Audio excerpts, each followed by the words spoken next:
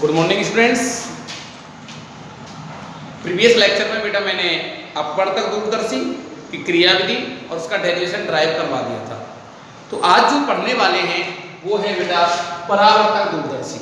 Okay, देखो बेटा ये क्या है, यह है परावर्तन के सिद्धांत पर आधारित है। कौन से सिद्धांत पर? परावर्तन के सिद्धांत पर। ओके, ये परावर्तन के सिद्धांत पर आधारित है। इसमें दर्पणों का उपयोग किया जाता है। किसका उपयोग किया जाता है बेटा? दर्पणों का। लेंस का उपयोग नहीं होता है, इसीलिए ये परावर्तन के सिद्धांत पर आधारित है। लेंस से दो दोष होते थे, मैंने बताया था आपको, एक बण विपथन और एक गोलीय विपथन। तो इन दोषों को दूर करने के लिए, इन दोनों दोषों को दूर करने के लिए अपन दर्पण यूज में लेते हैं, ठीक है ना। इसीलिए इस दूरदर्शी को हम परावर्तक दूरदर्शी भी कहते हैं, क्योंकि इस दूरदर्शी के द्वारा बहुत दूर स्थित वस्तुओं का प्रतिबिंब आसानी से हम आंख के निकट बना लेते हैं, जिससे प्रतिबिंब बड़ा दिखाई देता है। इसी प्रकार से उपकरण को हम क्या कहते हैं? परावर्तक दूरदर्शी। इसका वही डेरिवेशन है जो अपवर्तक दूरदर्शी का था। ओके, कोई डाउट नहीं होना चाहिए बच्चों आपको। अब देखो क्वेश्चन आता है कि अच्छा आपके अकॉर्डिंग आप बताओ कि परावर्तक दूरदर्शी अच्छी लगेगी कि अपवर्तक? परावर्तक दूरदर्शी अच्छी होगी। क्यों? क्योंकि इसमें कोई दोष नहीं होता है। तो अब नेक्स्ट जो क्वेश्चन बनता है वो ये क्वेश्चन आता है बेटा, परावर्तक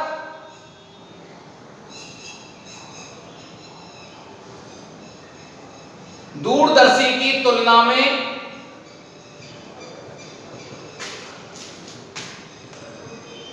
अपवर्तक दूरदर्शी की कमियां। क्या कमियां हैं? ओके बेटा, तो इनको जरा समझते हैं। भाई ये क्वेश्चन नोट करें। देखो बेटा, चैप्टर आपका फिनिश होने को आ गया है, ये लास्ट टॉपिक है इसका। ओके, क्या क्वेश्चन है? हालांकि ये बुक में नहीं दे रखा है, लेकिन काफी बार पूछा गया है। ओके बेटा, ये 2016 में भी आया है, 2 नंबर का।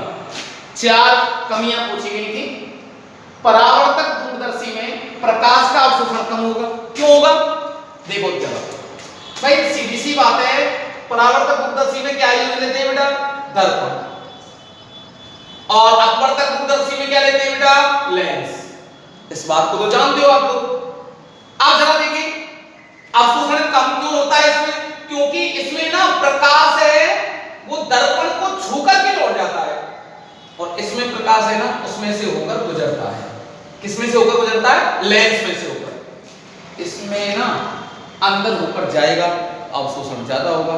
इसमें इसको छू करके आएगा तो अवशोषण कम होगा। ठीक है ना, अवशोषण कम होता है, इसलिए इससे बनने वाले प्रतिबिंब अपवर्तक दूरदर्शी की तुलना में अधिक चमकीले होंगे।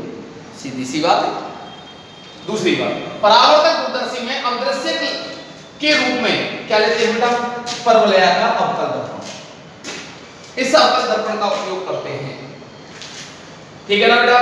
इसीलिए इससे बनने वाले प्रतिबिंब अपवर्तक दूरदर्शी की तुलना में गोलीय विपथन के दोष से क्या होते हैं? पूर्णतः गोलीय विपथन का दोष उनमें नहीं रह पाता। क्लियर बेटा? तीसरा पॉइंट, परावर्तक दूरदर्शी में बड़े द्वारक का अवतल दर्पण होता है। आगे दर्पण यूज लेते हैं। इसको बनाना तकनीकी दृष्टि से कोई कठिन कार्य नहीं होता है। क्यों बेटा? अगर मैं बड़े द्वारक का अवतल दर्पण बना भी दूं, क्योंकि ये प्रकाशित युक्ति है ना, दर्पण हुआ, लेंस हुआ, इनको किसी सांचे में ढाल करके बनाते हैं। होने को तो ये कांच है, और कांच एक साथ ठंडा तो होता नहीं है। कहीं मोटा होगा, कहीं पतला होगा, तो एक साथ ठंडा नहीं हो सकता, कोई ना कोई एरर आ जाएगा। ऐसे बड़े द्वारक का जो लेंस अपन हम बना रहे हैं, उसमें कोई ना कोई विकृति आएगी बेटा। अब सुनो ध्यान से, अगर आपके दर्पण में कोई विकृति आ भी जाए तो उससे बनने वाले प्रतिबिंब पर कोई प्रभाव नहीं पड़ता है। दर्पण से बनने वाले प्रतिबिंब पर कोई प्रभाव नहीं पड़ता है। क्यों नहीं पड़ता? भाई सीधी सी बात है, जिस पॉइंट से अगर ये प्रकाश किरण टकराएगी ना, उस बिंदु पर परावर्तन के नियमों का पालन होगा। तो टेढ़ा मेढ़ा कैसा भी हो, जिस बिंदु से होकर प्रकाश किरण जाएगी उस बिंदु पर परावर्तन के नियमों का तो 101% पालन होगा। ठीक है ना बेटा। और इसमें से जब इसमें से प्रकाश किरण जा रही है तो इसको अवशोषित करेगी, प्रकाश को अवशोषित होने के बाद जाएगी। और अगर हमारा लेंस टेढ़ा हो गया ना तो बेटा उसका प्रभाव प्रतिबिंब पर 101% पड़ेगा। क्यों पड़ेगा? क्योंकि प्रकाश किरण को इस लेंस में से होकर गुजरना पड़ रहा है। लेंस टेढ़ा तो उसकी बनने वाला प्रतिबिंब भी टेढ़ा होगा। ठीक है ना बेटा। तो ये बात ध्यान रखना, तो इसको बनाना तकनीकी दृष्टि से कोई कठिन कार्य नहीं होता है। इसीलिए दर्पण अगर टेढ़ा भी हो गया तो उससे बनने वाले प्रतिबिंब पर कोई प्रभाव नहीं पड़ेगा। जबकि अपवर्तक दूरदर्शी में प्रयुक्त होने वाला अवदृश्यक लेंस, अवदृश्यक मतलब जो वस्तु की तरफ होता है, बड़े द्वारक का बनाना कठिन कार्य है। बना भी दिया, उसमें एरर आ गया, टेढ़ा भी हो गया। क्यों? देखो ये लेंस क्या करती है, बीच में से मोटा, किनारों पर पतला। और अगर हमने इसको सांचे में ढालकर जब हम इसको बना रहे हैं बेटा, तो देखो एक जगह से मोटा एक जगह से पतला, राइट बात है। मोटा देरी से ठंडा होगा, पतला जल्दी ठंडा हो जाएगा। उसमें एरर तो आना है आकृति में, और एरर जब आकृति में आएगा तो इस बात का विशेष ध्यान रखना बच्चों। एक साथ ठंडा नहीं होगा, उसमें एरर आएगा, उससे बनने वाले प्रतिबिंब पर 101% प्रभाव पड़ेगा।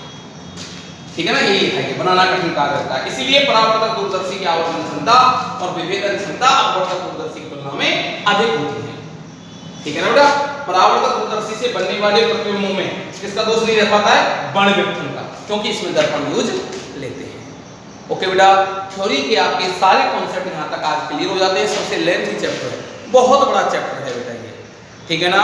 तो इसी के साथ ये चैप्टर आपका फिनिश होता है। अब नेक्स्ट लेक्चर में मैं बेटा आपको न्यूमेरिकल्स कराने वाला हूँ। ठीक है ना। तो कुछ ही न्यूमेरिकल्स बचे थे, सारे न्यूमेरिकल्सों को वैसे मैंने साथ साथ ले लिया था बेटा। तो आज के लिए इतना ही काफी। Thank you.